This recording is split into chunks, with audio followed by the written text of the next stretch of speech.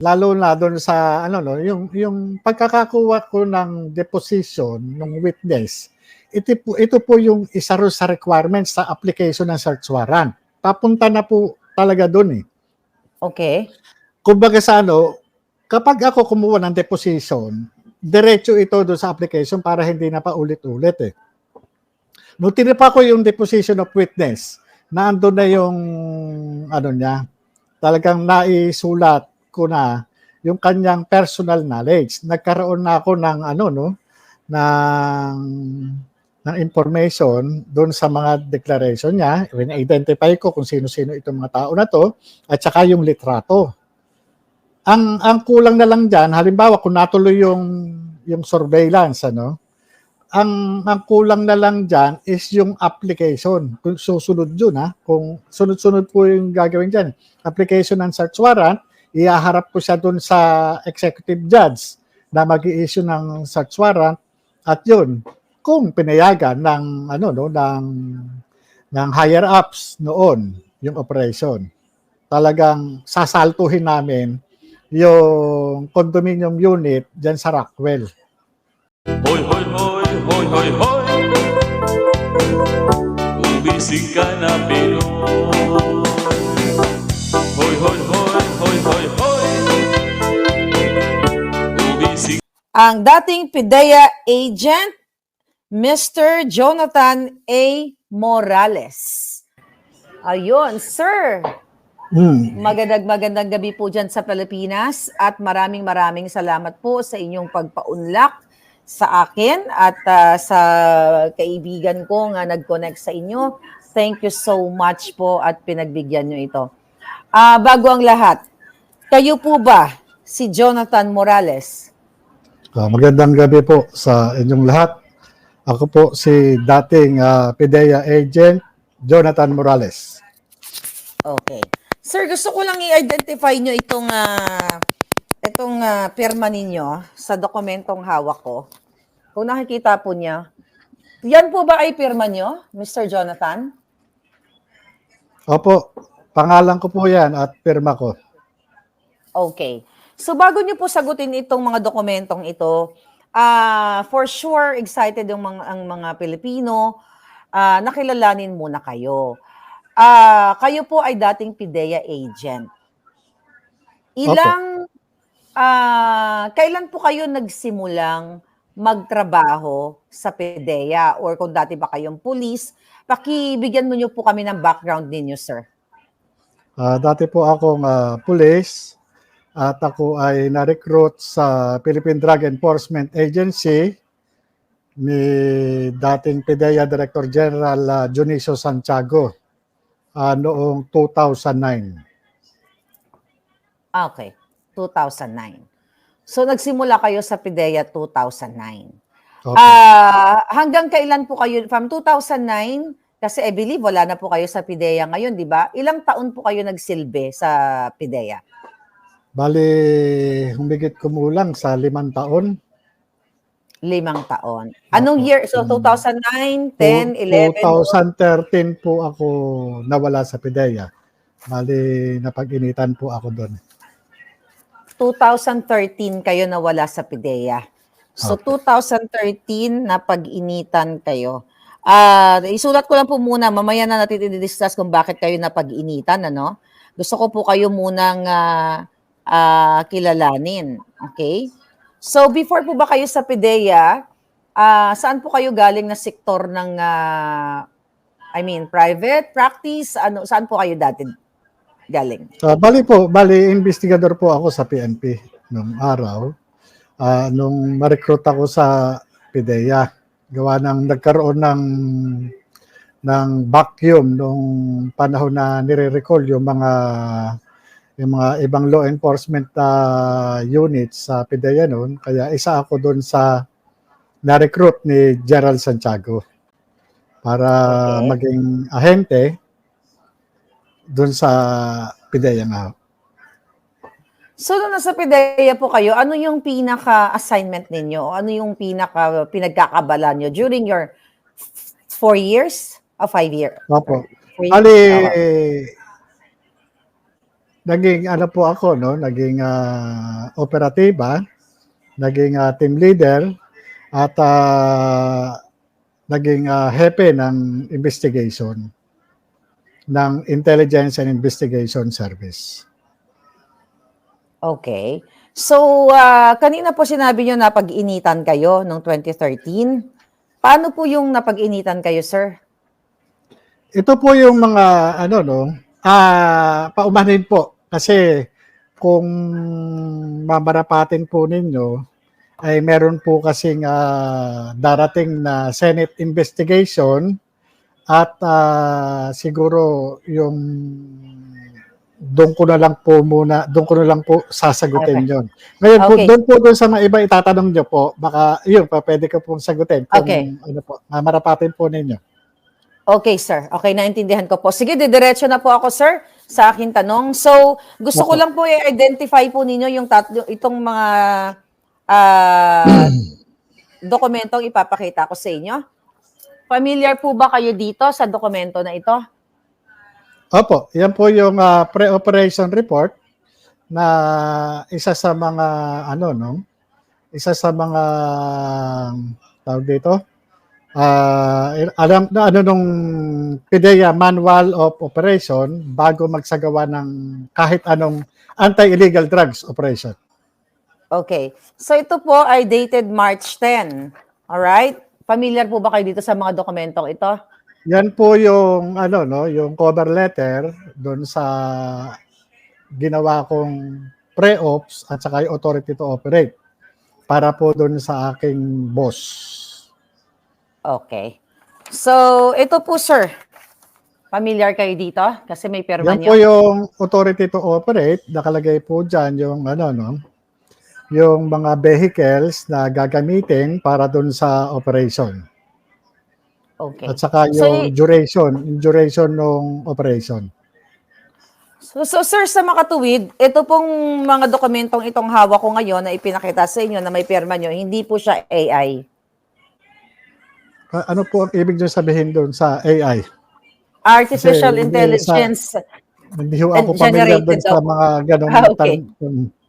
Okay, sir. So, kasi po, nung inilabas ko po itong mga dokumentong ito sa aking Facebook account, dahil ako po ay nabigyan nito ng mga random, ang tawag ko nga po, puting aso, informante, na sinasabi na si Marcos Jr. ay muntik nang ma-raid noong panahon na ito, noong 2012, noong 2012.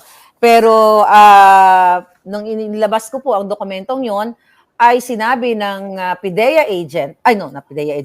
chief na si Lazo na ito daw po ay AI generated or fake or gawa-gawa lang using the new technology. Ibig nyo bang sabihin yung AI generated, computer generated? Yes, computer generated, not original, peke, gawa-gawa ni Maharlika. Ito po ba, Hindi ginawa po. ko ba sa tingin niyo? Hindi po. Sa pagkakatanda ko nga po, ako po yan. Kaya lang, meron ho kasi akong dyan sa mga dokumento na nauna nyo nang naipresenta doon sa publiko. Kasi po, meron tayong tinatawag na yung revelation of secret. Kaya ako sumulat doon sa Philippine Drug Enforcement Agency at sinulatan ko si Director General Moro Lasso patungkol po doon sa declassification ng mga classified information na naandyan sa mga dokumento na yan. Ito Yes, pong, sir. yan pong mga dokumento nyo na yan, pagpaumanhin po ninyo, yan po hindi po para sa sa publiko. Yan po ay dapat nasa pag-iingat ng gobyerno, lalo na doon sa intelligence unit kung saan po dapat nandun yan.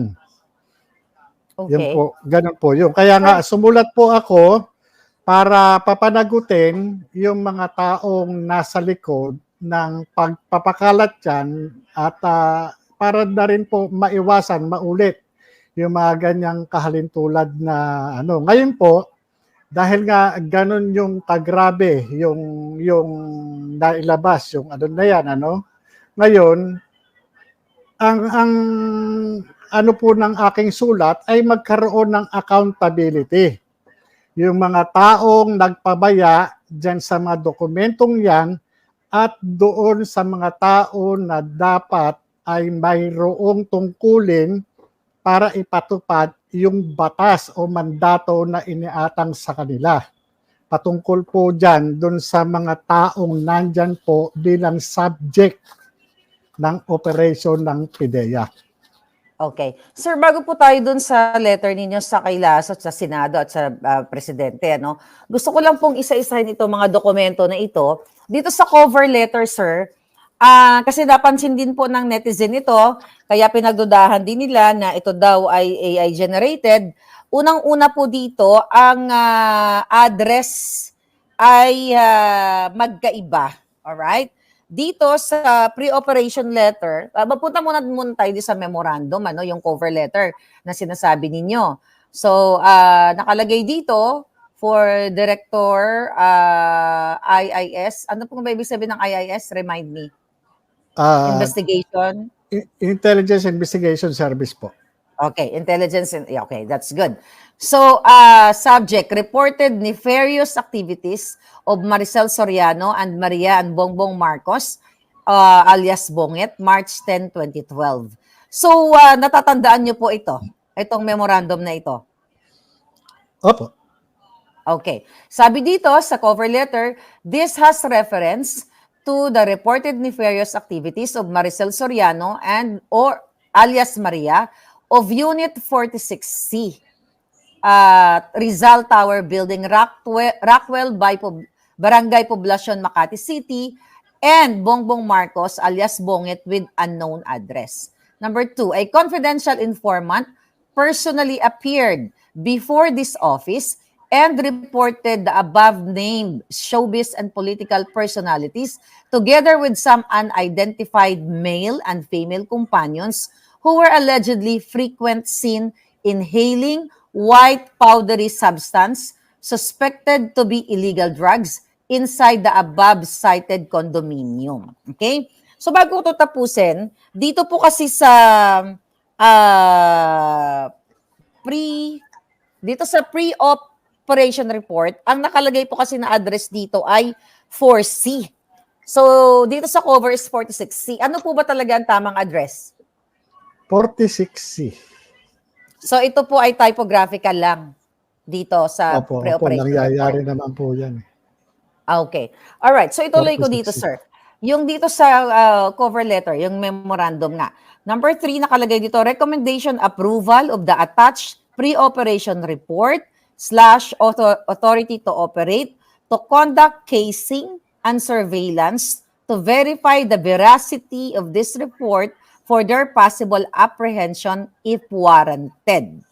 Okay, sir. Then nakapirma po kayo dito. So sa makatuwid, hindi po siya AI. So ang tanong ko, bago po ba isinulat ang memorandum na ito na nakasaad dito, nakasalaysay, base sa mayroong confidential informant na pumunta sa inyo, ano po ba ang dalhin niyo po kami doon sa panahon na yon na bago ito tinipe, itong memorandum na ito. Ano po ang nangyari bago kayo nag-create nitong memorandum na ito? Ganito po yun, ano. Ang usual na ginagawa namin dyan, ini-interview namin yung, ano, no, kung sino yung agent on case, ano, dun sa, ano, no, sa confidential informant. Sa kaso niyan, sa pagkakatanda ko, ay kinunan ko ito ng ano no, ng deposition of witness. Kaya ko po sa ano no, nanigurado din ako nung panahon na yon, gawa ng sa bigat ng mga personalidad na ipinakita sa akin na downloaded computer printout ng mga litrato.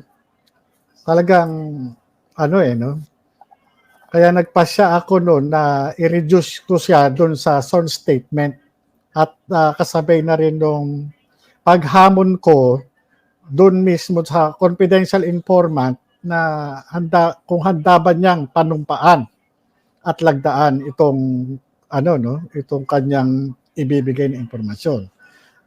At yun nga nangyari, no. Bali kinunan ko siya ng statement na umabot kami ng gabi nung kinunan ko siya. At yun, matapos doon, ginawa ko yung memo. And kinabukasan nga, no, nung araw na yon, ginawa naman itong pre-ops at saka yung authority to operate para makapagsagawa sana kami ng casing and surveillance. And pati doon sa aking instruction, doon sa confidential informant, for him na makakuha kahit man lang sample o maliit na kung ano man yung makukuha niya na sinasabi niyang powdery substance na ayon sa kanya available dun sa lugar o dun sa area. Kaya yun sana yung mangyayari doon. Kaya yun yung purpose niyang authority to operate tsaka ng pre-operation report para at least magkaroon ng masunod namin yung presumption of regularity in the performance of our official duties. Para pagpunta roon, pag-deploy ng tao, nandun sa loob, meron kaming pinanghahawakang dokumento na lehitimo yung aming trabaho. Okay. So, nung pumunta po yung informante sa inyo, syempre bilang isang PIDEA agent, hindi naman kayo basta-basta nagpapaniwala na, si ganito, si ganyan, nakita ko, na walang sapat na ebidensya. Nabanggit nyo kanina pictures. Meron po ba kayong natatandaang mga litrato o video na ipinakita na yung nabanggit na pangalan na artista na si Maricel Soriano at then Senador Marcos Jr., meron po bang ipinakita sa inyo ang confidential informant na pictures na naka-attach dito sa mga dokumentong ito na supposedly nasa nakatago sa PIDEA, PIDEA office? Wala pa po ba sa inyo yung mga litrato at saka yung kopya ng affidavit? Wala pa po. Baka parating pa lang. So gusto ko po, meron pong litrato. Meron pong litrato, wala pong video. Kasi yung pong litrato na yon nanggaling po doon sa cellphone ng reporte o nung confidential informant. At doon nga po, kaya isa po doon sa naging motivation ng inyong lingkod para itong trabaho na ito ay idokumento, doon pa lang initially na-convince na ako na maaaring ay totoo yung report. Kaya nga doon pa lang sa litrato, iba't ibang pagkakataon at iba't ibang okasyon na nung makita ko yung litrato, yun pa rin. Pero sa kabilang banda, nung ipakita niya yung litrato, isa-isa ko talagang tinanong yung confidential informant during nung pagkuha ko ng kanyang testimonya. Pina-identify ko kung sino ito.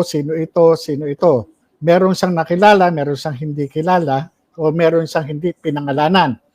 Katunayan, yung iba ron talagang nilagyan pa niya ng pentel pen yung mga muka para yung kumbaga sa iniingatan niya yung identity.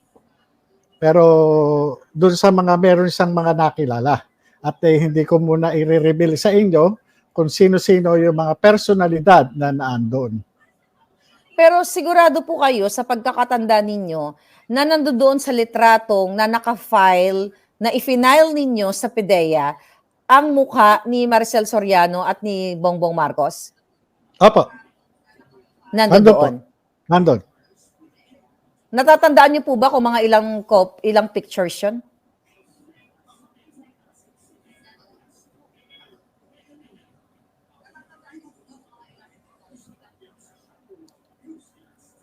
Lima? Mga 5 picture. 5 pictures. So, doon po sa Iba't mga... ibang pagkakataon, iba't ibang location. Ayon So, doon when you sa say, confidential information. ayon sa confidential at saka litrato, doon po ba sa litrato, kung babalikan natin, nakikita na may mga sumisinghot Mga ng... 5, mga more or less 5 yun. So doon po sa litrato, kasi dito, based dito sa report nito, allegedly, frequently seen inhaling white powdery substance. So doon po sa picture na yon, meron silang sinisinghot na white powdery substance. Opo. Wow. Wow. So, grabe. So, ang tanong, ang pinakamalaking tanong, nasa PIDEA pa kaya yun? Opo. Kasi supposedly, Doon nandun ko pa po yung mga iniwan pictures. yun kasi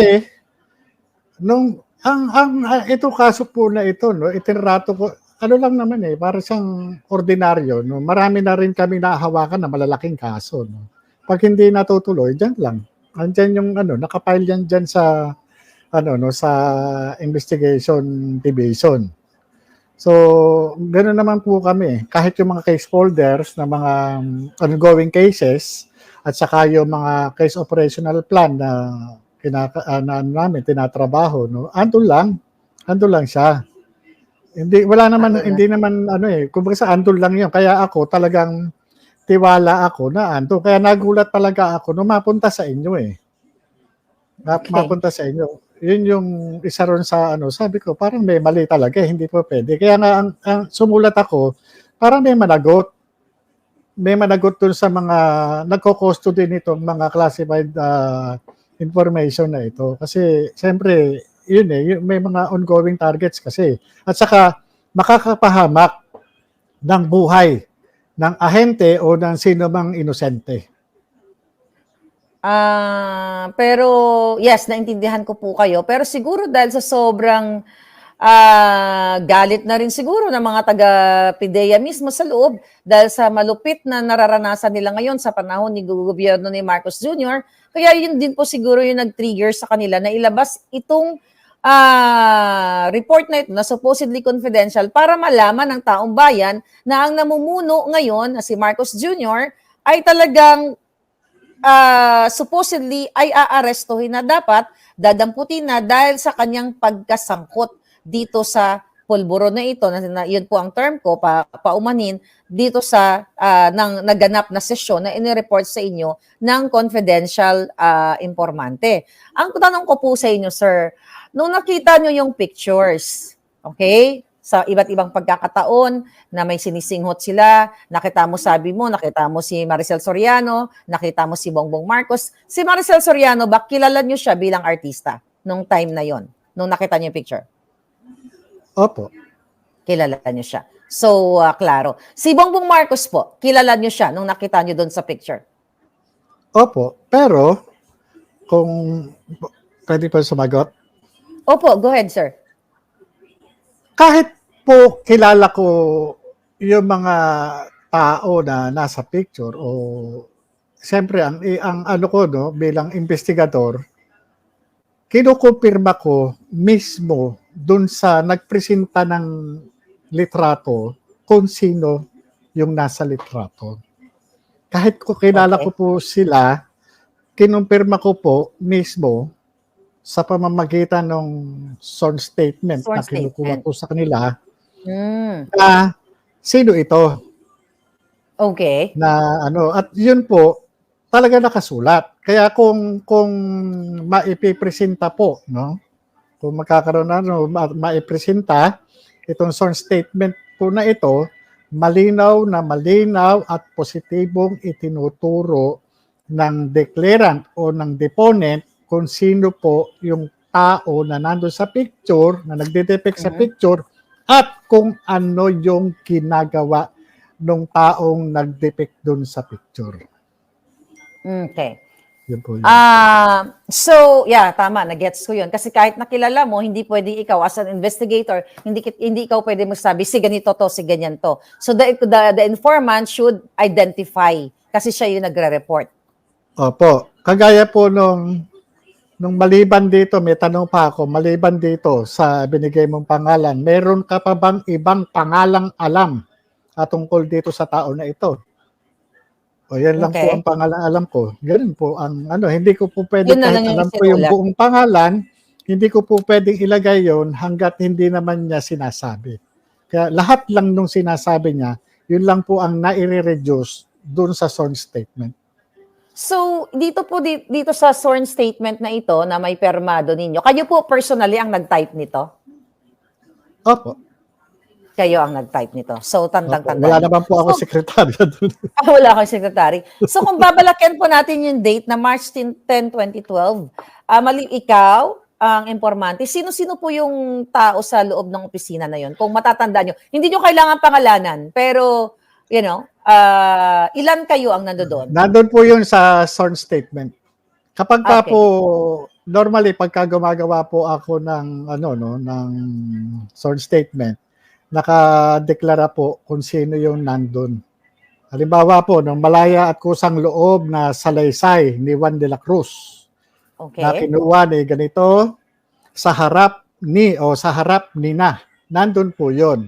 Kaya, hindi po pwede na, lalo na pag kumukuha po ako ng salaysay, kinakailangan talaga meron talagang kaharap. Halimbawa, Mhm. pare, o May witness. ate, o Okay. kuya, na lalagay kita rito, no, na ganyan. Para at least pagdating ng ano no ng ano bang ano sa korte, meron ako maipapresenta na ito sa harap ni ganito kinuna ko to, ito yung ano kasulat yung mga pangalan nila. Okay. Ganun naman Sir, po yun.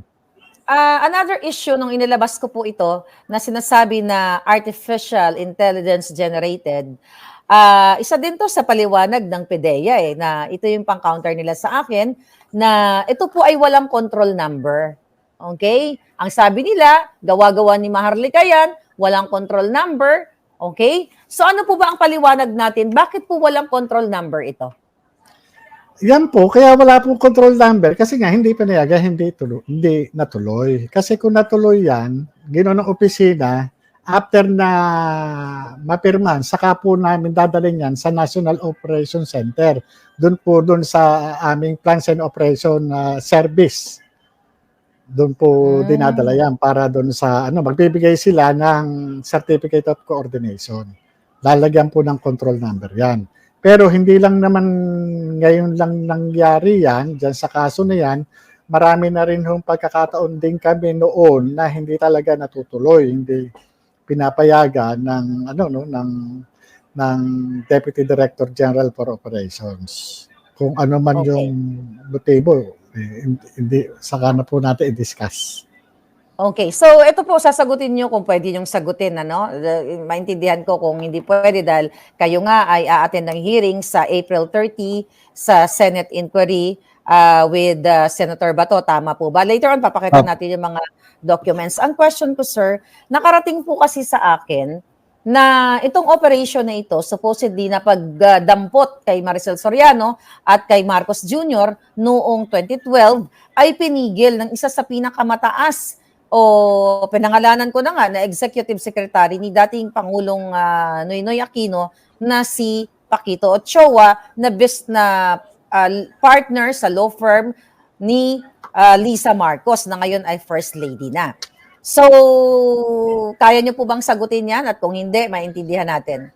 Tama po ba yan? Yung information na nakarating sa akin? Ipagpaumahin po muna ninyo at hindi ko po muna masasagot yan. At ano na lang po natin doon sa Senado sa mismong formal investigation na gagawin ng Senado. Pero masasagot niyo po ba na talagang may pumigil dito? May pumigil. Pero hindi ko muna po sasabihin yung identity ng mga taong nasa likod niyan at doon na lang po sa Senado. Pagpaumanhin niyo po yung... Okay. No worries, sir. Naintindihan ko po kayo. So, babasahin ko lang po dito. Nasa pre-operation report po ako, ha? Ayan, ang permat po ninyo. So, gusto ko lang po, dahil nasa 13,000 live viewers na po tayo across social media, gusto ko lang pong linawin na ito po ay perma ninyo at hindi po AI generated. Pero ako po yan. Ako po nag-prepare niyan. Okay, At good. So, yan po, hindi lang po iisang ganyan yung napirmahan ko. Marami na rin po ako mga pre-ops, authority to operate na napirmahan na nag-negative, nag-positive yung aming operation. Hindi lang ho isang beses nangyari yan pagpirma sa Okay. ganyan. So, basahin ko lang po under the summary of information. A confidential informant personally appeared before this office and reported that a group of showbiz and politically affluent personalities are frequently using illegal drugs inside unit for the C, na-correct nyo na yon, typographical error, ang tamang address ay 46C Rizal Tower Building at Rockwell, Makati. So, dako na po tayo dito sa authority to operate. Again, wala ngang control number, na-explain nyo na.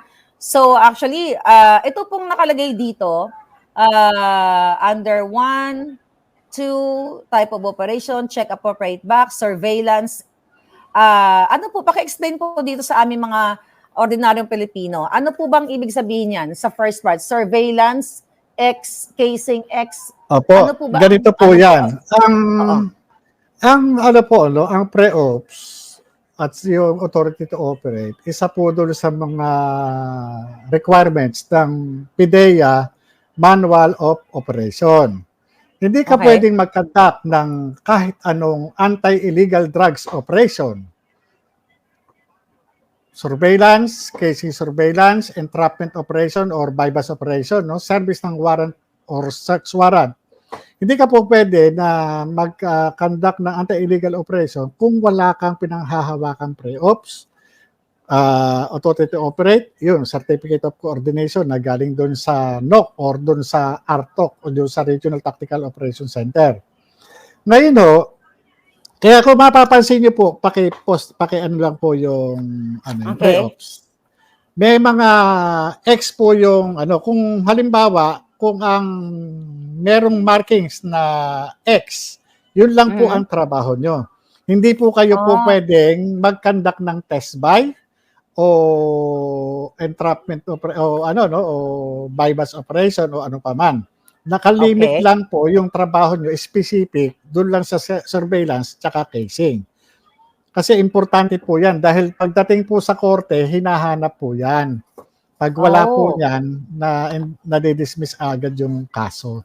Kasi yan lang po yung nagpapatunay na talagang lehitimo o yung tinatawag na yung presumption of regularity nung inyong ginawa o tinrabaho. Ngayon, yan din yung katibayan na bago kami mag-conduct ng halimbawa, mag-apply ng search warrant o mag-serve ng search warrant, tinatanong kasi ng korte yan, halimbawa later on, pag nasa trial proper na, kung nag-conduct ba kayo ng surveillance. Paano nyo na-determine na ito yung address? Paano nyo na-determine na ito yung ganito? Di ba? O paano nyo na-determine itong ganito, no? So, yan yung mga isa sa mga kaya kumbaga sa step by step o gradually yung ginagawa namin. Slowly but surely. Kumbaga, kagaya po ng sinabi ko sa inyo, yung purpose niyan ng pagkakandak ng surveillance at saka casing surveillance, ito yung dala namin yung confidential informant sa area. Dahil may instruction ako na kumuha ng sample ng white powdery substance. In case, halimbawa po, nahuli yung aming confidential informant na mayroong dala na suspected dangerous drugs, ikukulong yun. Pero kung meron kami ipapakita sa mga other law enforcement agency na, teka muna pare, may trabaho kami dito, ito yung pre-ops namin, ito yung authority to operate namin, ito yung certificate of coordination namin. Pawawalan nila yung CI namin o yung confidential informant. Kasi pag nakuha yan, nakapkapan niya, o ba't kami dalang drugs? Diba? Pugo yan, kawawa. So yun yung isa doon sa mga armas namin sa kalsada na pag nagpakawala kami ng aming mga informant, safe siya. Okay. Safe siya. Okay. So yun po yung purpose na. Dito sa case na to, dahil 'di ba hindi ito natuloy. So nagbigay ng sworn statement itong informante. Nagkaroon ba ng chance na sabi niyo nga kailangan niyo ng ebidensya, pinabalik niyo doon kung saan nagsisesyon ang nire-report niya na si Marcel Soriano at si Marcos Jr. Pinabalik niyo yung confidential informant doon. Dumating po ba kayo sa point na pinapunta niyo siya doon para kumuha ng watery substance sample for chemical testing? Nakakabalik siya doon sa area, no? Pero yung sasabihin natin pinabalik ko po siya, hindi po kasi pinayagan yung operation eh. Kasi Okay. kasi hindi po kasi po pwede. Kinakailangan covered kasi talaga nung ano yun eh. Covered nung magiging irregular Process. sa part ng namin sa part namin Pero kasi siya naman nakakabalik eh. Nagkaroon pa ng after niya nagkaroon pa ng sir. Sabi niya ganito ganyan. Meron pa siyang dinideklara eh na pero wala eh talagang walang Personalities. magawa dahil hindi nga pinayagan.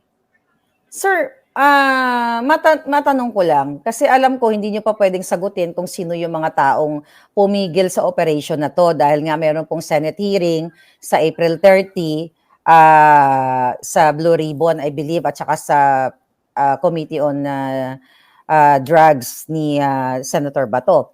Pwede nyo bang masagot sa amin, bakit hindi natuloy ang operation? Yun nga po. Bali, hindi nga po in-approve.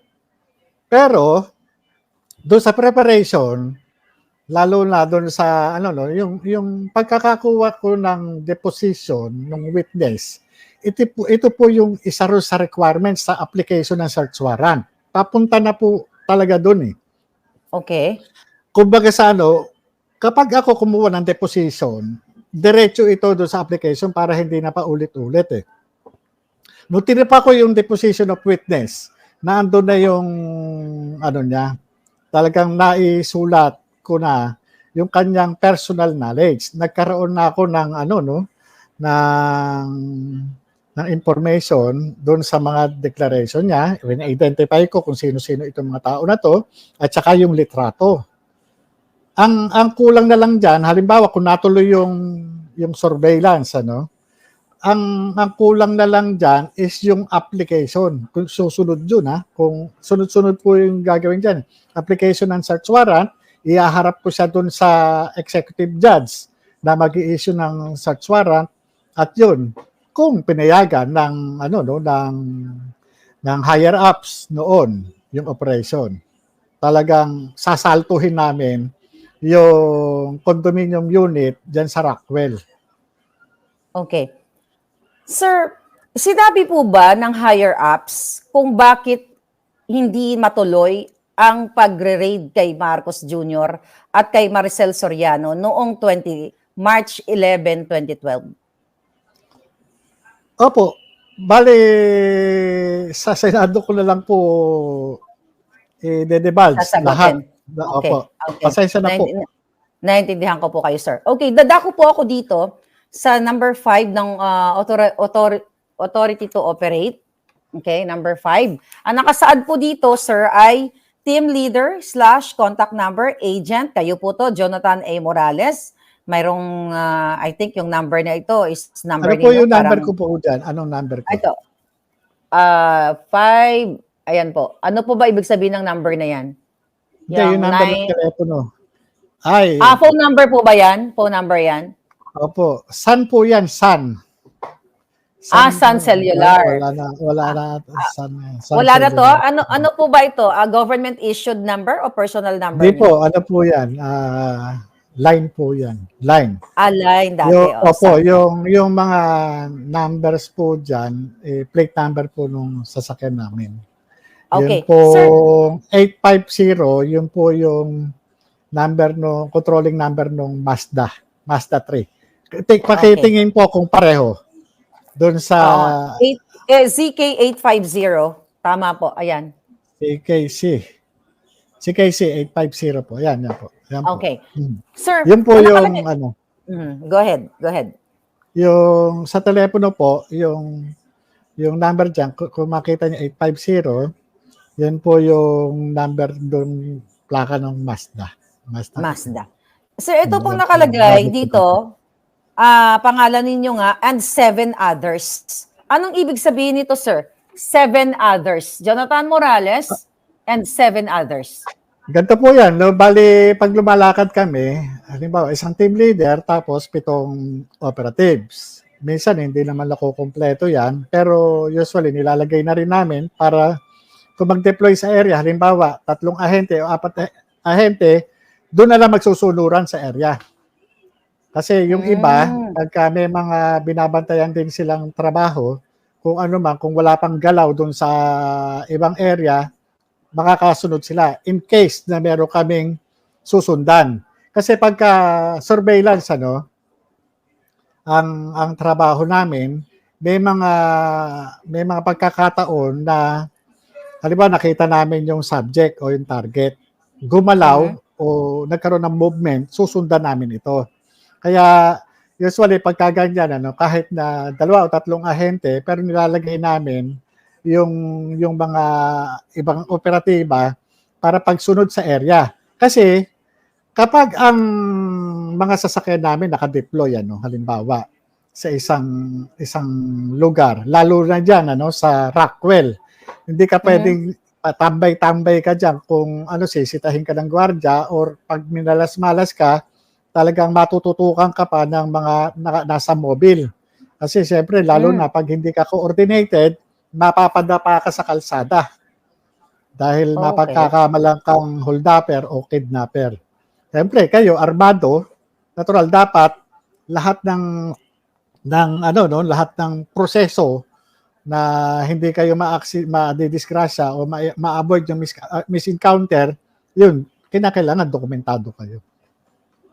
Sir, Yun. gusto kong balikan yung sabi mo more or less 5 pictures na ipinakita sa inyo ng confidential informant nung March 11, actually March 10, 2012, na sinasabi mo na positive kayo based sa pagkumpirma ng informante na ang nasa litrato na sumisinghot ng white powdery substance ay si Maricel Soriano at si Bongbong Marcos.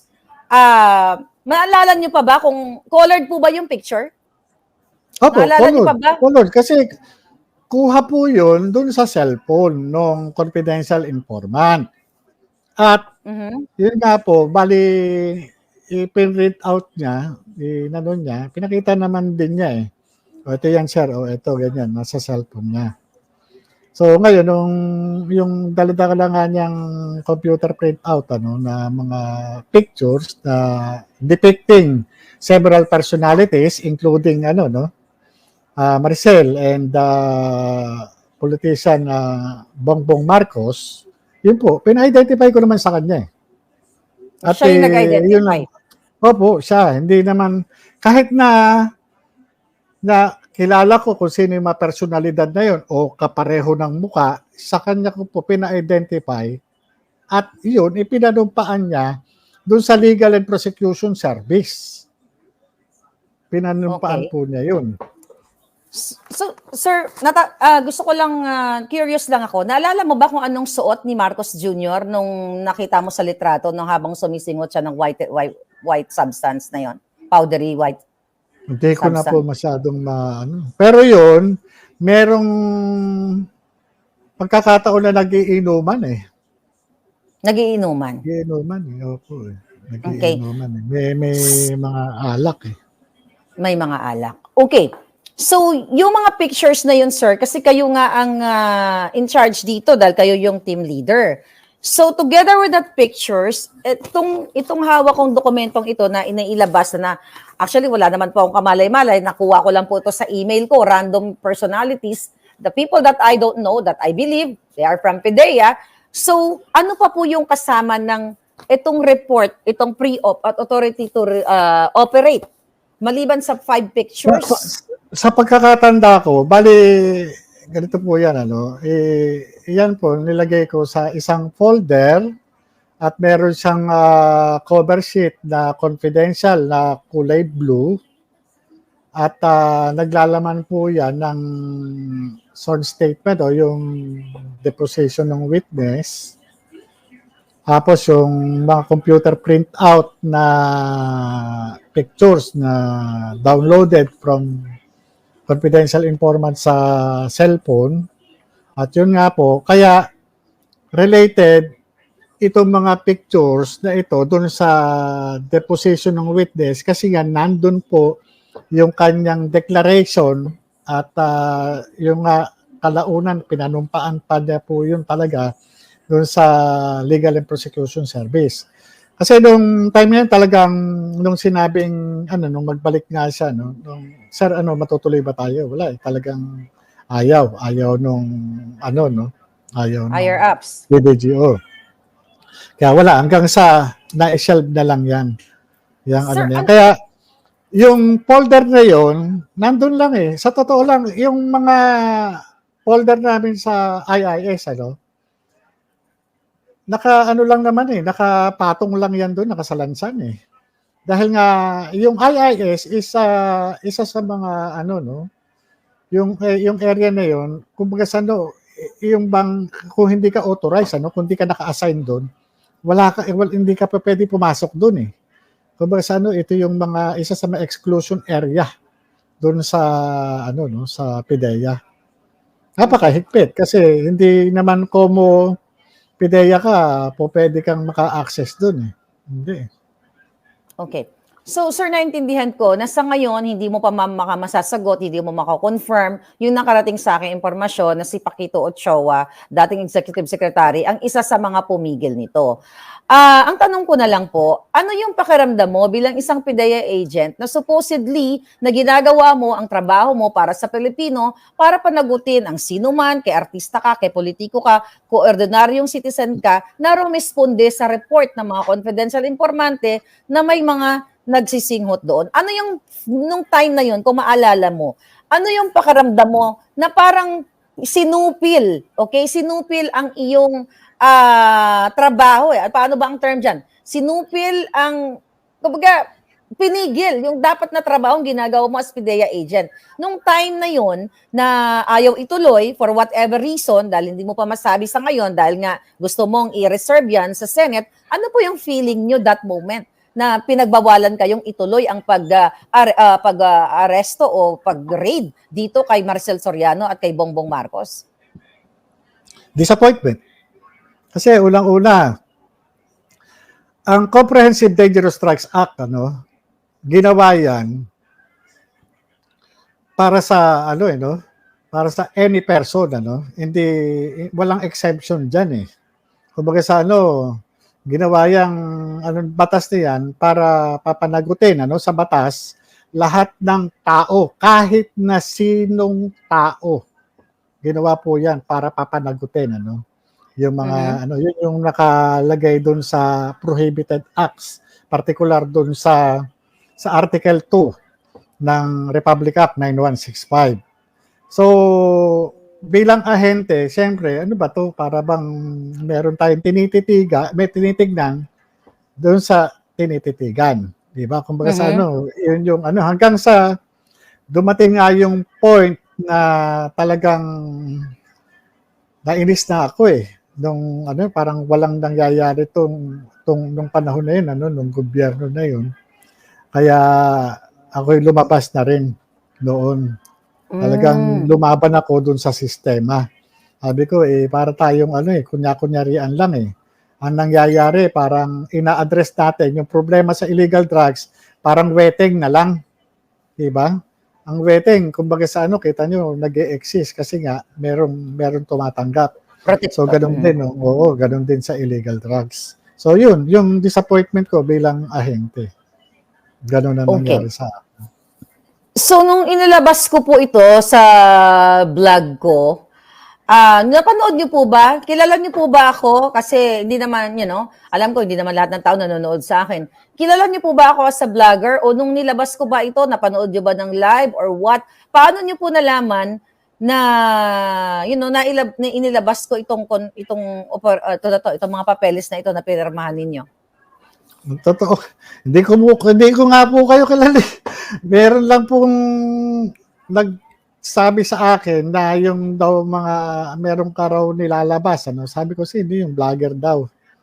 May nilalabas daw na authority to operate at saka pre-ops. Kaya nung makita ko, kinabahan ako talaga eh. Ang unang reaction ko, nanlamig ako. Sa totoo lang, nung makita ko. Kaya nung kausap ko yung dati kong kasamahan, nagkaroon kami ng mga pero kung ano man yung napag-usapan namin, siguro sa Senado na lang.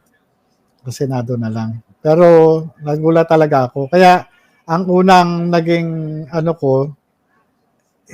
questionin tanungin yung PIDEA. Sinabi ko talaga sa kanila, wala akong kinalaman diyan. Nananahimik ako eh. Sa totoo lang, kung talagang titignan mo, ano ang mapapala ko diyan? Kamatayan ang matatamo ko diyan. Kamatayan. Buhay ko ang magiging kapalit diyan. Diyan sa na yan. Dahil unang-una, yung mga dokumento na yan ay naging bahagi lang ng aking trabaho bilang investigation agent. Kahit na sino pa ang inire-report, ako gagampanan ko lang yung trabaho. Ganun lang po ako eh. Kumbaga bilang ahente, bilang investigador, nagsisiguro din ako. Kaya kinukunan ko talaga ng sworn statement. Para pagdating ng araw, meron talaga akong matibay na basihan na talagang galing doon sa tao na nagbigay. Kaya lahat ng mga dokumento na yan nandiyan. Kaya nga sabi ko hindi po pwedeng ganyan. Kailangan may managot. May managot kasi meron nagkaroon ng kapabayaan dyan. Hindi po pwedeng basta ganito na lang. Ngayon, nalantad na yan sa publiko. Nalantad na. Bilang alagad ng batas, magtatanga-tangahan na lang ba tayo? Pati ako, madadali dyan sa lintik na yan. Patawarin niyo ako doon sa na yan. Ha? Kasi baka talungin ako ano ginawa mo? Alagad ka ng batas, bakit hindi mo hinuli? Di ba? Yeah. So ngayon, kagaya niyan, sila, nalantad na, anong ginawa nila? Diba? So, Sir, dapat dito merong accountability, yung mga may mandato dyan sa Comprehensive Dangerous Drugs Act. Ang tanong ko po sa inyo, nung sinabi po sa inyo, o sino man ang nagsabi sa inyo, kaibigan, na may isang vlogger, ako nga po yun, na inilabas ko itong supposedly na pag-grade kay Maricel Soriano at kay Bongbong Marcos noong March 10, 2012. Meron po ba kayong galit sa akin? Alam niyo, sa totoo lang, nung una, no? Pero siguro, nung una, no? Pero nung naisip ko rin, later on, no? Sabi ko, siguro, blessing in disguise, siguro kalooban na rin siguro ng Diyos. Ito na, na lumabas ito, para unang-una, ma-address ng tama itong issue na to. Kasi yung primary involved dito sa usapin na ito hindi ordinaryong tao. Kaya kaya yun din yung laman ng sulat ko na sa sa Blue Ribbon Committee at saka dun sa Public Order and Dangerous Drugs na dapat magsagawa sila ng investigation in aid of legislation para once and for all magkaroon ng ng sapat na batas patungkol doon sa mga ganitong problema. Kasi ang problema natin minsan kaya hindi napapatupad o walang dahil kulang tayo doon sa batas. Yun din yung ano, or kung meron mang batas, dapat managot, yun dapat managot kung sino nagkulang. Hindi yung basta ganito na lang. Di ba? Sir, nung nilabas ko po ang dokumentong ito, pinick up po ito ng Daily Tribune. Then napag-alaman ko po dahil nga presidente ang involved dito, napag-alaman ko base na rin sa akin iba pang informante na tumawag ang Presidential Communications Office sa Daily Tribune para ipa-take down ang posting ko tungkol dito sa pinag-uusapan nating mga papel na ito na pinirmahan ninyo at humingi din po ng sorry ang Daily Tribune, nag-apologize sila dahil daw nagkamali sila sa pag-reshare nitong mga sinasabi ng PIDEA na AI or Artificial Intelligence Generated. Ang question ko, bakit po kaya etong si PIDEA Chief Moro Virgilio Lazo ay ganun ang kanyang counter na sinabi niyang hindi ito totoo. Ito ay gawa-gawa lang ni Maharlika. Ito ay gawa ng computer. At pinirma, ayan no? At pirma ko ba yan? So anyway, bakit po kaya ganon ang sinabi ni Chief Lazo? Bakit ganon yung counter niya imbis sagutin ng tama? Na oo, totoo, na yan ay legitimate o bona fide papers na naka-file dito sa PIDEA. Sa tingin ko po, personal na opinion, ano? Normal reaction yan ng mga tao na merong iniingatan. Kagaya niyan, halimbawa, no, yung appointing authority ay yung nagbigay ng pagkakataon sa kanya upang humawak ng isang ahensya katulad ng PIDEA. Huwag na po tayong magtaka kung ito ipagtatanggol niya at babaliwalain niya yung isang dokumento na kasalukuyan na nandoon sa kanilang pag-iingat. Yun po, ganun po yun. Kung hindi siya nakikinabang, ano yan? Kumbaga sa lalabas. Kasi, meron ako experience, no? Panahon ni Pangulong Aquino, nung nandiyan naman sa, sa YouTube, nung ako talagang binulgar ko yung mga kainutilan nung kampanya sa illegal na droga nung panahon na yun. Hindi ako nakaramdam ng suppression ng ng mga karapatan ng media nung araw kasi lahat ng mga sinasabi ko noon lumalabas sa print, sa TV at sa radyo. Doon pa ako mismo sa loob ng PIDEA nagpapa-interview. Doon po, na-interview na ako niyan sila Anthony Taberna, sila Ted Pailon, sila Jay Ruiz, yan, yung PIDEA Press Corps, iba't ibang talagang kumbaga sa yun, walang ngayon yung sinasabi nyo na yung Tribune parang sinensor, Sinensor. Nakakapagtaka yun kasi nga unang-una violation ng constitutional rights yun. Yung tama po. Ako, opinion ko lang bilang dating alagad ng batas.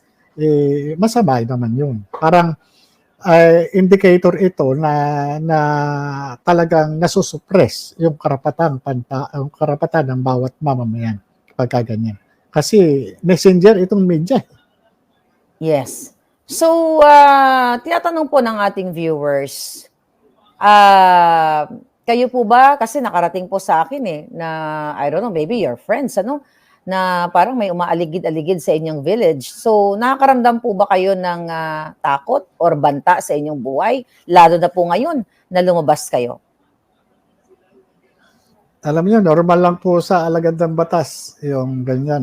Ang ko naman po, sa akin, sabi ko nga, ba't ako matatakot dito sa mga ito? Trabaho lang. Hindi ko naman sinabi sa kanila mag-cocaine sila Hindi ko naman sinasabing mag-drugs kayo Diba? Ako, trabaho lang. Ba't kayo magagalit sa akin? Okay. Diba? Kung sino naman kayo. Diba? So, mga kababayan, mga palangga, we're like 23,000 live viewers across social media. Sir, ito'y sinend din sa akin, itong Committee on Public Order na kung saan nga iniimbitahan kayo at may perma ni Committee Secretary. Ito po ba ay legit, sir? Tama po ba ito? Hindi po ba to AI? Opo, opo. Okay, Ganyan so po legit. yung buti kayo may kopya. Ganyan po yung pinadala sa akin. Okay. So, sir, ang tanong ko, ano ang inaasahan nyo sa Senate hearing?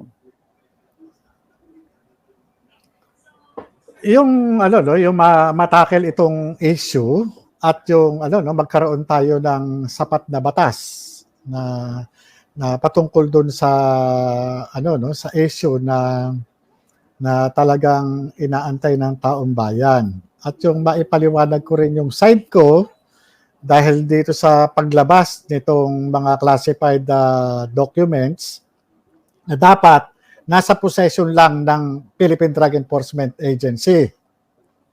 At yung aking mga sulat kay kay Pangulong Marcos at yung doon sa hamon ko sa kanya na magpa-hair follicle drug test. Yun po yung Okay. So, ang tanong ko, sir, nakakalungkot dahil ikaw mismo nakita mo yung litrato ng presidente ngayon. Dati hindi pa siya presidente. Based doon sa confidential informant nga na ipinakita sa inyo mga litrato na talagang may singhutang nagaganap. Ano ang gusto mo mangyari sa presidente? Kasi nga, ayaw po itong pinabulaanan nila ito eh. Nagsimula po ito kay Pangulong Duterte. Actually, si Pangulong Duterte ang nagsimula prior the election, hindi ba niya pinangalanan si Marcos Jr. na may isang candidate, isang presidentiable na nagsisinghot. Okay? Then dumating po ang Maisog Rally sa Davao, sa Cebu, at talagang tahasang sinabi ni Pangulong Duterte na yes, ang Presidente Marcos Jr. ay nakita niya sa listahan ng PIDEA na siya ay nagpulburon. Yun nga ang term ni Pangulong Duterte. So, sa harap ng libo-libong viewers natin, tama ba ang sinabi ni Pangulong Duterte na si Marcos Jr. ay talagang nasangkot sa pulburon? Alam nyo, ang yung sinasabi ni Pangulong Duterte, ang di umano'y pinagbasihan niya ay yung PIDEA report. Ako, sa akin, ang hindi na ako nagtaka pa para tungkol doon sa kasi unang-una, karapatan ng isang pangulo ng bansa na makakita ng ng mga report na kahalintulad doon sa pamamagitan ng mga intelligence brief na tinatawag yung mga briefer. Kasi bilang pangulo, karapatan niya yan na malaman kung ano nangyayari o sitwasyon sa isang bansa at tungkulin din ng mga sangay ng gobyerno na kanyang mga alter ego na igabayan o anuhan yung iulatan ang Pangulo tungkol dun sa mga nangyayari. Kasi kung noong panahon niya na aktibo siya dun sa war on drugs, hindi malayo na talagang binigyan siya ng pagkakataon na pakitaan o sabihan ng mga ganyang klaseng report. Kasi unang-una, Presidente Duterte, hindi ko naman kilala yan Okay. na personal kilala ko siya bilang presidente. Kilala ko siya bilang presidente pero ako hindi niya ako kilala. Ganun lang. Yeah. Yun lang po yung kaya yung sinasabi niya ang base lang siguro o maaring base doon sa mga intelligence brief na kinandak ng mga opisyalis niya sa pamahalaan niya. Sir, ang tanong ko, posible kaya na yung mga litratong nakita mo based na sa pinresent ng informante na nandoon si Maricel Soriano at Bongbong Marcos na sumisinghot ng white powdery substance, naka-intact pa kaya yung mga litrato na yon? O since sila, si Lazo ngayon, dahil nga nakikita naman na talagang pinagtatanggol niya o pinagtatakpan niya si Marcos Jr., posible kayang nandoon pa yon o pwede ba nilang punitin yun, sir? Alam niyo kung yun din ang nagiging palaisipan sa akin. Kung nabasa ni Pangulong Duterte yung PDEA report, hindi malayo na nakita rin ng Pangulong Duterte yung mga litrato at hindi rin malayo na nabasa niya yung deposition ng witness. Kasi isang folder lang po yun eh. Ngayon, kung yung mga dokumento na yon na nasa folder na nandoon sa Intelligence Investigation Service na iniwan ko noong 2012, maaring mayroong pang mga tao. Kaya sinasabi kong mga tao, maaring mayroon pang mga taong may hawak nun. Kasi kung ito nakarating sa Pangulo, imposible naman na walang ibang merong nag-interest doon. Sir, Kaya nga possible kung pwedeng ahead.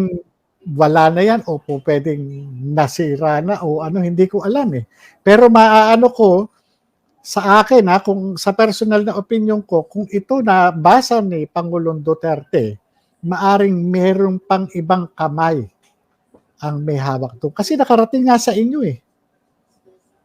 Yeah. Nakarating nga sa inyo eh. Kumbaga kung ito, nawala na man doon o nandun, pero ako naniniwala, andun to eh. Hindi, imposible na wala yan doon sa possession nila. Nandun yan eh. Ang dokumentong yan ay para doon sa opisina na yun. Okay. Doon po ba sa opisina, sir, yung mga folders kung saan nakafile, meron po bang CCTV doon na kung sakaling may dumukot na mga folder ay makikita, mananagot? Ang PDEA may mga CCTV, no? Doon sa hindi ko na matandaan eh, doon sa IIS eh. Pero usually pagka may mga kinukunan ng merong mga doon, may mga camera doon Pero hindi ko na matandaan pa yung ibang doon eh. Kasi noong time na yon, kasalukuyan kaming mga nag-a-upgrade doon ng mga security features na mga katulad yun sa mga pinto, gumagamit na kami ng proximity card para doon sa mga para lang doon sa may mga access doon sa opisina. So, yun po yung Okay. Sir, binoto niyo ba si Bongbong Marcos ng 2022?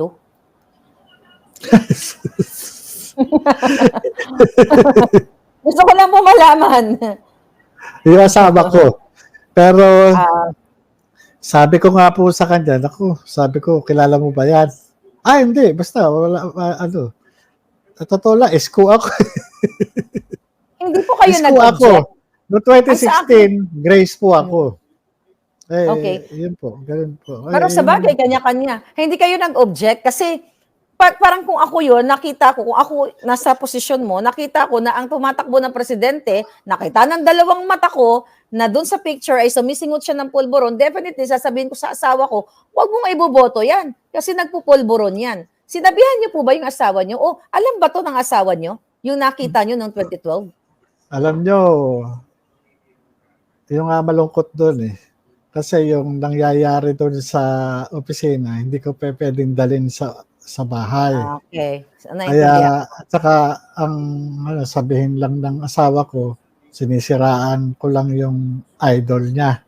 Parang gano'n. Oh, okay. Tapos, siyempre sa amin naman, gano'n eh. Pero yung mga kaibigan ko dati, katulad ng mga nakasama ko dati yan, sila Nilo Tayag, sila Colonel Bonifacio, yan, mga Marcos loyalists yan nung araw.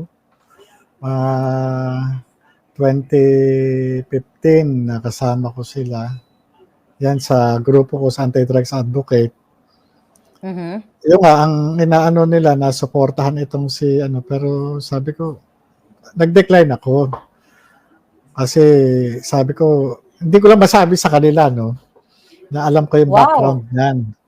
Yun yung time na yun. Kaya ako noon, parang nagkaroon kami ng ano no, ng pag-aaway nila Colonel Bonifacio. Yan sila Colonel Kabuwatan, nakasama nakakagrupo namin yan dati. Hindi ko lang masabi sa kanila na ganun yung information ko kasi nga alam niyo sa totoo lang pagka yung trabaho, trabaho lang eh. Ayoko ng ano eh. Wow. Kung ito no, sabi ko nga ano, kung itong issue na ito, tumatakbo pa lang siya ng ano no, ng Vice President. Ay sana inilabas ko na pero wala eh, hindi ko ano kasi trabaho eh, trabaho 'yan eh. Kumbaga Trabaho. sa ano, So, iniwan ko na 'yan doon eh, doon na lang. actually nakakahanga po kayo, nakakabilib kayo kasi hindi kayo nagmamarites katulad ng First Lady. Hindi niyo minarites, hindi niyo chinismis sa inyong asawa na yun nga, binoto si Marcos Jr., hindi niyo pa rin siniraan si Marcos Jr. kahit na nakita niyo mismo doon sa report na yon, dito nga sa ito, kasama itong mga papel na ito, even sa mga kamag-anak, mga kaibigan ninyo. So nakakahanga po yung ganong klaseng tao na talagang hindi nyo siniraan si Bongbong Marcos dahil nga sa respeto mo o sa magandang credibility mo siguro bilang isang dating PIDEA agent. Kanina po sir, nabanggit ninyo na nagtataka ka kung bakit ito nakakalabas, itong mga ganitong confidential papeles na ito na dapat may managot. Naintindihan ko yon. Pero kasi sir, ang point ko naman dito, hindi ba dapat malaman din ng taong bayan kung sino ang pumigil sa inyo? Kung bakit hindi natuloy ang raid? Kung bakit hindi na nagot sa batas itong si Bongbong Marcos nung time na yon? Alam niyo po, yung nga po, gaya po nung hinihingi ko po sa inyo, pagpaumanhin po ninyo, kasi yung mga bagay po na yan, gusto ko dun sa proper fora para yung mga tao mabigyan ng pagkakataon na ipatawag ng Senado Okay. kung maaari. Or, Yes.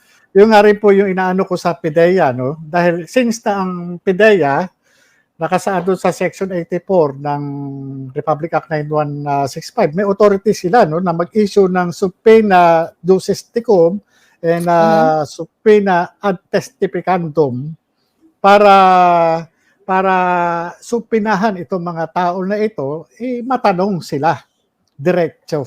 Kasi ang PIDEA lang ang lead agency. Sila lang ang merong katungkulan o mandato para magpatawag ng mga tao na maaring makasagot doon sa mga katanungan nila patungkol doon sa violation sa illegal drugs. Okay, sir. Move on na ako. Noong 2021, okay, nagkaroon ng drug test, siyempre, si Marcos Jr. bago siya tumakbo dahil yun ang panawagan na dapat lahat ng mga kandidato sa pagka-presidente ay mag-undergo sa drug test. Sa kanya po, mahigit 2 minuto lamang na ito ay pinatest at pinarmahan ng doktor ng St. Luke's. Bilang ikaw, as PIDEA agent, kayo po ba ay nag-undergo din kayo ng drug test bago kayo mag-assume ng inyong office or trabaho? Opo, pagka nag-refuse ka sa ganyan, kaso yan. So ito po Kaso bang po yun. 2-minute drug test niya? Kapanipaniwala po ba to, sir? Hindi po. Kasi ang resulta, umaabot po ng ilang oras siya, humigit kumulang sa 3, kung di ako nagkakamali. Okay. So, maliwanag mga kababayan. So, baka po sa Senate, pwede rin itong pag-usapan na ipatawag yung mga doktor kung sino man ang Opo. pumirma sa kanya. Kaya po nung sinasabi ko sa inyo no doon sa power ng PIDEA no na mag-issue ng ng subpoena sa mga ganyan po pwede po nila ipatawag yung doktor, yung medical technologists, yung drug testing facility para once and for all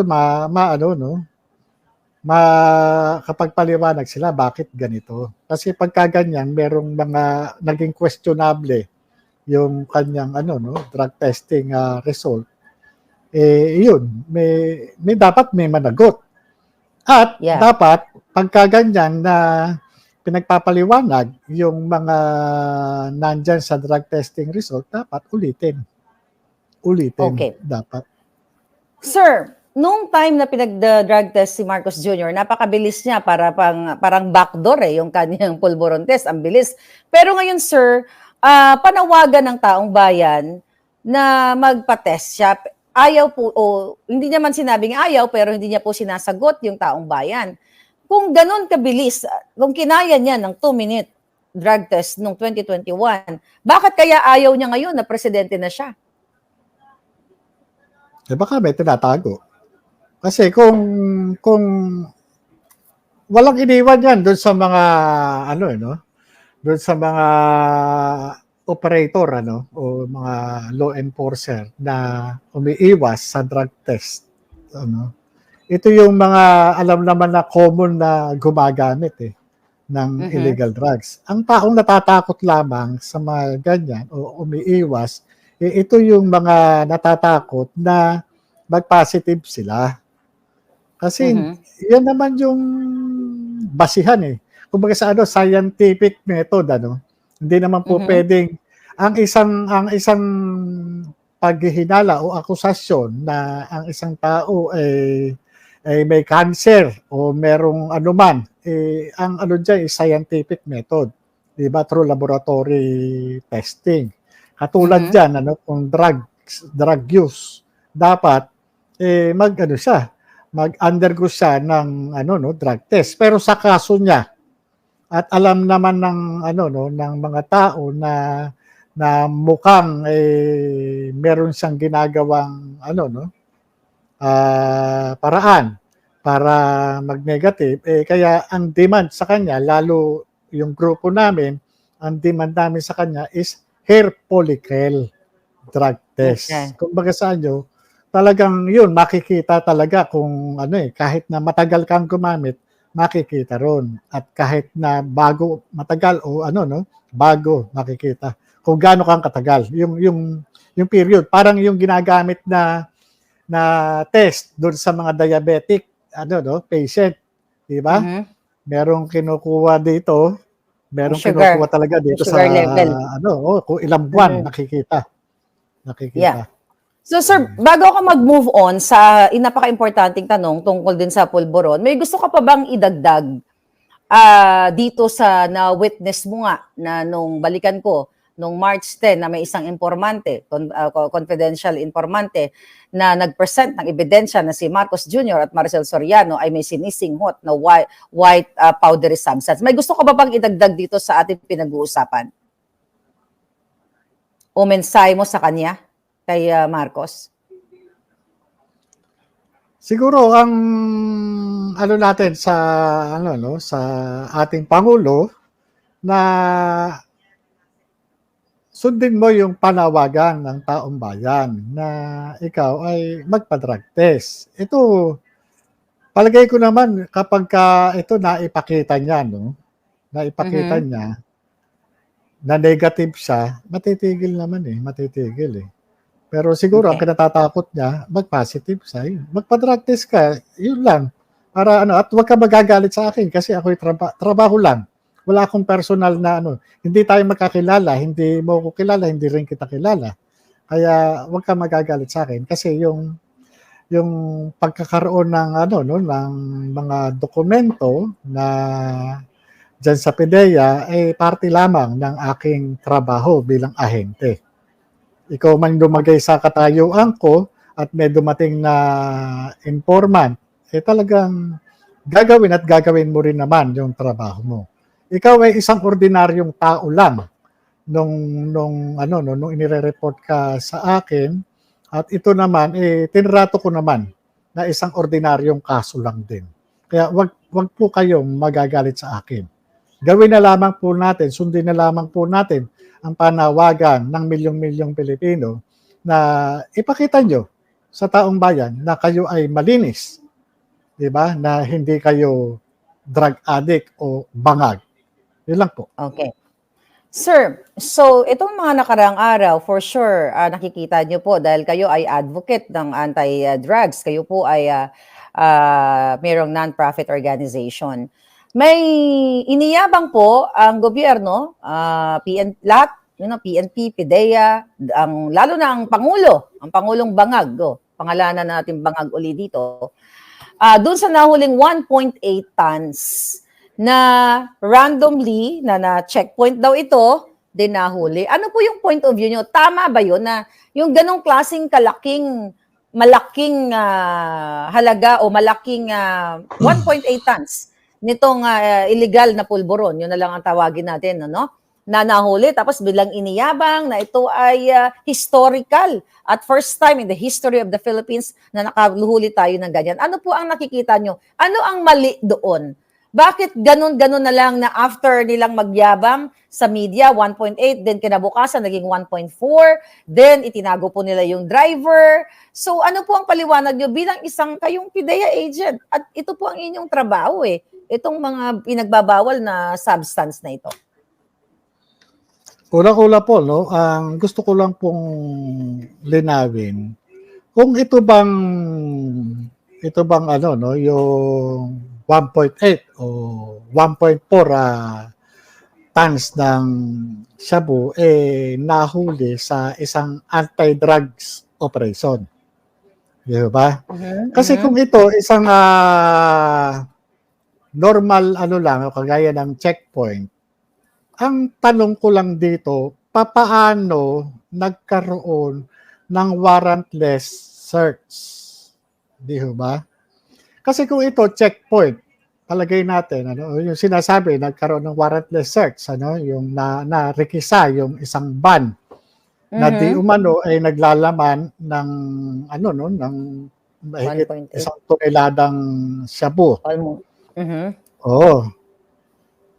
Ang tanong, paano nagkaroon ng warrantless search kung ano ba yung na-violate nung driver? Kasi sa batas, kinakailangan, meron kang merong bago ka mag-search, kinakailangan, merong muna na-commit na krimen yung isang tao, yung driver doon sa van, yung siya may dala Diba? So, Kasi, ibig sabihin, okay, go ahead, sir. Kasi doon sa doon sa revised rules ng criminal procedure. Ito doon sa rule 126 yung search incidental to a lawful arrest. Ibig sabihin, kumbaga sa dapat merong munang initial violation na na-commit yung driver. Diba? Ngayon, yung kung sasabihin natin, nag-violate ng traffic rules o yung back crimen o isang simpleng traffic lang na dapat hingin mo lang yung lisensya. Kasi kung checkpoint naman, kung checkpoint kasi dapat in plain view doctrine. Sabi sa amin mga law enforcer halimbawa checkpoint, checkpoint mo yung tao. Hindi mo yung sasakyan. Kung wala ka namang nakikita na illegal items dun sa plain view, dun sa loob ng sasakyan, hindi mo naman po pwede rekisahin basta yan Hindi mo nga po pwede pabuksan yung glove compartment yan Kasi kinakailangan mo search warrant. Oh. So, ibig mong sabihin, sir, checkpoint, pag nag-checkpoint ang mga pulis, hindi nila pwedeng buksan yung mga kotse? Kunyari, pag-trip lang nila? Ano ba na-commit mo na krimen? Pwede ka rekisahin basta kung meron ka na-commit na krimen. Ito yung sinasabi doon sa warrantless arrest. Diba? Sabi nga, arrest without warrant when lawful. A peace officer or a private person may, without a warrant, arrest a person when in his presence, the person has committed, is actually committing, or is attempting to commit an offense. Unang-una, kagaya niyan, basta-basta ka maninita. Paparahin mo sa sakyan. Checkpoint to. Ganyan. Kung ikaw ba, ay may dalang illegal items. Halimbawa, ganyong karami. Ilalabas mo ba yan? Natural, tatakpan mo yan. Iko-conceal mo yan. May concealment Yes. yan. Diba? Yeah. Naka-conceal dyan. Ngayon kasi sa rule, dapat in flagrante delito. Kung saan, yung nakikita mo talaga. Kaya po pwede mo siyang, ano to? Diba? Ano to? Okay. Diba? Kagaya niya, halimbawa, isang tao, nakatayo sa kanto, nakasukbit yung baril, pero nakatago. Sinita mo, basta mo kinapkapan, kinasuhan mo illegal Bawal yun. possession of firearms. Valid ba yung arrest? Hindi. Ano kinumit niya? Basta mo siya ririkisahin? Hindi pwede yun. Violation na kanyang constitutional rights yun. Ito yung ginagaranti ng Constitution sa Article 3. Okay. Sir, based on your experience, normal ba na nangyayari na ang isang tao lamang, isang driver lamang na may bitbit o may daladala o may karga na ganong karaming ipinagbabawal na substance?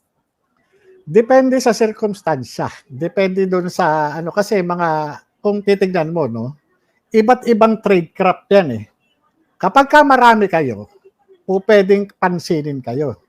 Di ba? Okay, Kung okay. isa ka lang, hindi ka pansinin. Yung nga doon sa parte na yun, bilang ahente at bilang doon sa experience ko rin, hindi, wala akong doon eh. Nandun lang ako doon sa paano ito na search. Valid ba yung ginawang search na ginawa ng mga pulis? At kung sinasabi naman na ito ay anti-drug operation, nasunod ba yung tinatandada ng PIDEA Manual of Operation? O kahit na doon sa PNP operational procedure.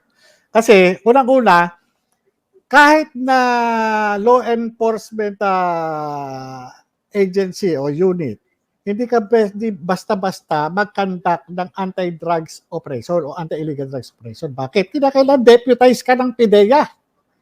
Oh. Kaya nga meron tayong PIDEG, meron tayong Regional Drug Enforcement Group, meron tayong District Drug Enforcement Group, meron tayong Station Drug Enforcement Units. Bakit? Sila lang kasi yung deputized ng PIDEA.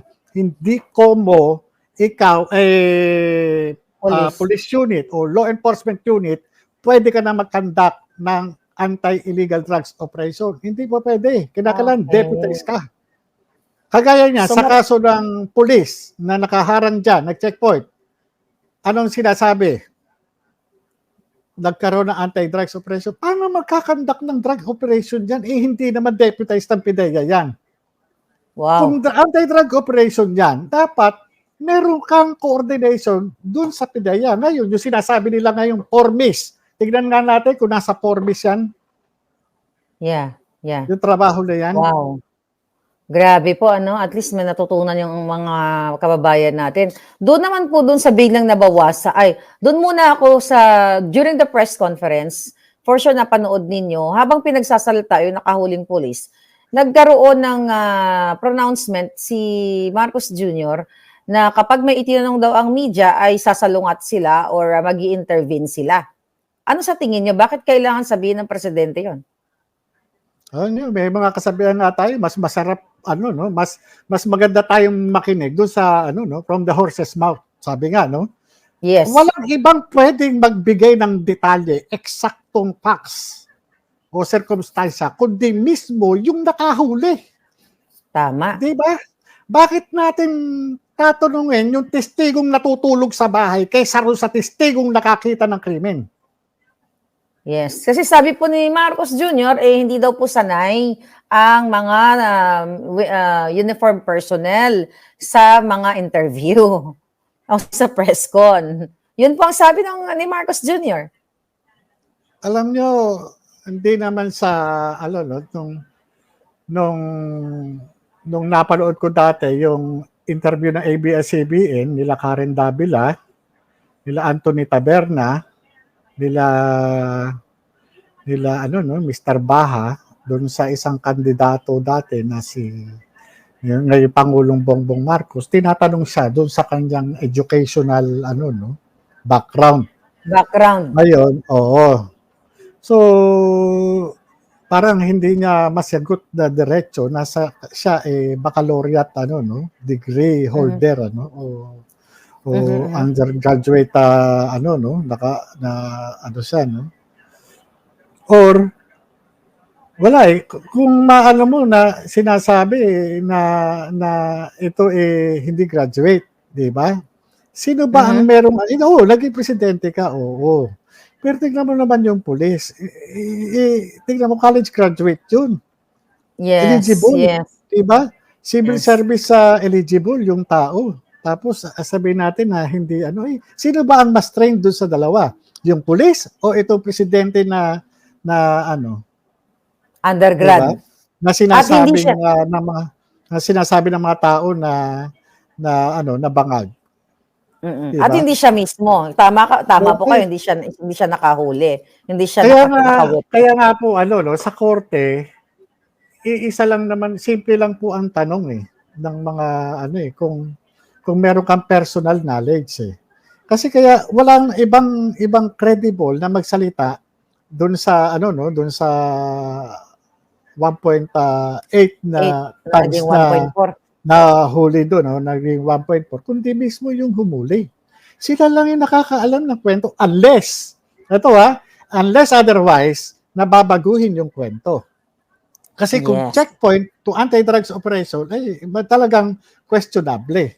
Kaya nga, kung maano ng mga abogado nung akusado, malamang akusado na ngayon yun, malaki yung lusot. Kasi doon pa lang magkakaroon na ng technicalities Yeah. Sir, doon sa from 1.8, the next day naging 1.4 tons. Yun ba ay kapanipaniwala na hindi nila na-estimate nung araw na yon na ibinida ni Marcos Jr. na 1.8 tapos kinabukasan at kulangan ng 400 kilograms? Alam mo, yun yung sa totoo Natawa po kayo. kasi may nakita ako, sa total na rin ako na-confuse ako doon, Kasi nakita ko may timbangan May timbangan doon sa, kasi nung ongoing yung, di ba? Nagmamarking, nagpe-press Oo, kasi kung usually pagka ganyan, nagkakaroon talaga ng discrepancy. Pero hindi ganun kalaki. So, mga ilang kilograms po ang considerable na pwedeng, nagkamali lang. Hindi, halimbawa, sa isang, palagay mo, sa isang kilo, bisan, 998 o 997, palagay, 1,000 grams, di ba? Ganun Pero, pagka dineclare mo silang 1 kilo, tapos ang kulang isang guhit, masyadong, 100 grams na yun Para bang, teka muna, makakabuljakan sa opisina na ito, putis ka nga rito. Ano na nangyari dito? Para bang ganun Wow. Putis kayo Parang, laki ng discrepancy. Kasi, more or less 400 kilos, parang, may na-11. Diba? Sabi nga nila, uy, na-11 si Kuting. Wala ganun, parang, di ba? Teka muna, para tayong, na ito Alam mo, sa iba yan, may na-relieve na. May na-relieve na. Oo, Yes. sa iba yan, may na-relieve na. Kung may, pero, parang, sa totoo lang, kung maliit na amount, ano yan, di ba? At, doon pa lang sa, sa area, para masabi mong high grade, malabo kasi yung qualitative, result, nangyayari yan matapos ma-examine ng mga forensic chemist. Oo, yun tayo. Sabi madilaw-dilaw daw. Oo nga, isa kasi pang issue yun. ang pagsubmit namin yan sa request, ang request kasi para ma-determine yung qualitative at quantitative result, di ba? So yun, pero sa amin naman, kagaya niyan, tinitimbang tapos dadalhin din doon sa laboratory. Minsan nga tinimbang namin talaga nagkukulang. Pero hindi ganoon. Hindi ganoon kalaki. 400 kilograms ang labo. Oo, parang Wow. talagang nakataya talaga yung credibility nila rito eh. Hindi ganun kalaki. Para bang sabi, eto ang kantang pang Miss Universe to, di ba? Tapos pagdating doon sa hindi pala babae, di ba? Pasensya Pipitsugin na doon pala. sa mga Yeah, di ba? pipitsugin pala. So sir, sobrang marami kaming itong revelasyon ninyo. Maraming salamat dahil naglakas po kayong loob na magpa-interview dito at yun ang mapagbigyan ng taong bayan. Actually, it's not for me, but para sa taong bayan, for transparency, dahil nga ang nasasangkot po dito ay ang Pangulo ng Pilipinas na minsan nang kayo ay nasa PIDEA, nakita ninyo sa letrato na ipinresent ng confidential informant na ang presidente ngayon ay sumisingot ng white powdery substance. Panguli na lang po, sir, dahil alam ko, excited na rin ang taong bayan na marinig ang iba pa ninyong mga sasabihin na hindi nyo pwedeng sabihin sa channel na ito, sa Senate sa April 30, 10 a.m. Ano po ang gusto nyong mensahe sa taong bayan? Ito po, bali, igalang po natin yung ating konstitusyon, ipaglaban po natin ang ating mga karapatan. Bilang dating ahente ng PIDEA, dumating po sa akin ang pagkakataon dahil na rin sa payo ng ilang mga dati kong kasama na mag-deny na lamang patungkol dito sa mga dokumento na ito. Ito po, sabi ng mga kakilala nyo, i-deny ito? Pero Sir, dumating ito? po sa akin sa point na kinausap ko yung aking mahal sa buhay na magsabi ng totoo dahil ako naniniwala rin ako at ang takot ko din na baka dumating yung araw na lumutang yung confidential informant at ilabas yung na ito, no? Kaya nagpasya na rin ako talaga na lumabas dahil ayoko rin na dumating yung panahon na yung katotohanan ay maging bahagi pa ako ng pagtatakip nun. Kaya kung ano man po yung maging kapalaran ko, parte po yun ang trabaho eh. At saka ang pinapanalangin ko na lamang po, magkaroon po ng tunay na pagbabago dito sa ating bansa. Yun lang po. Maraming salamat po sa inyo.